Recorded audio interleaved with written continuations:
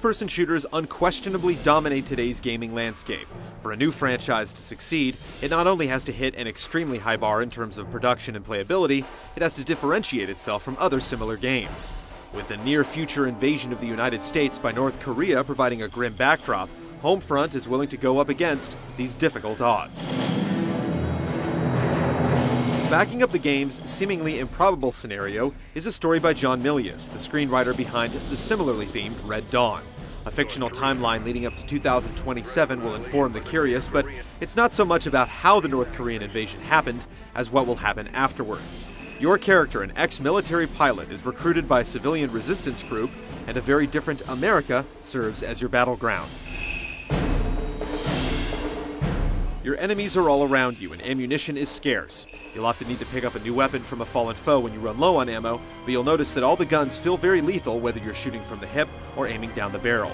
More often than not, the enemy's superior numbers give them the upper hand as you make your way through tense, scripted scenarios. But there are moments where the balance changes. Early on, you'll find the Resistance has repurposed an unmanned combat vehicle that bursts onto the scene, gunning down enemy infantry and launching rockets at targets you designate through a portable viewfinder. As you take the necessary steps to accomplish your mission, you'll notice that your squad's outlook and behavior is different than your typical strict, rigid military unit. The potential for a unique tone seems like it might be able to add some flavor to the single-player campaign.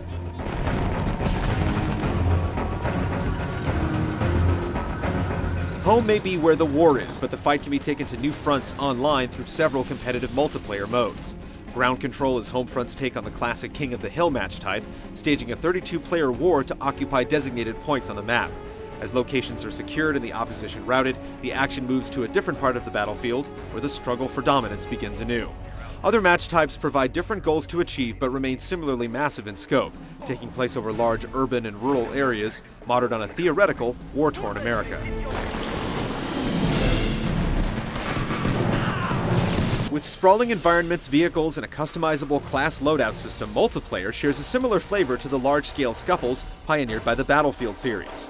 Homefront's twist adds the notion of battle points, spendable currency that swells with each tango you take down and each objective you complete. With the bucks you've banked, weapons, drones, and attack helicopters can be purchased on the fly right when you need them. It's a novel take on player perks that may add some strategy by offering spend or save decisions during a match.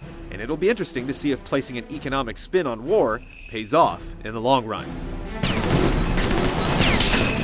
It's impossible to know the outcome of a war before it starts, but it's clear that this near-future freedom fighter is investing in a unique identity and ideas to set itself apart from other shooters.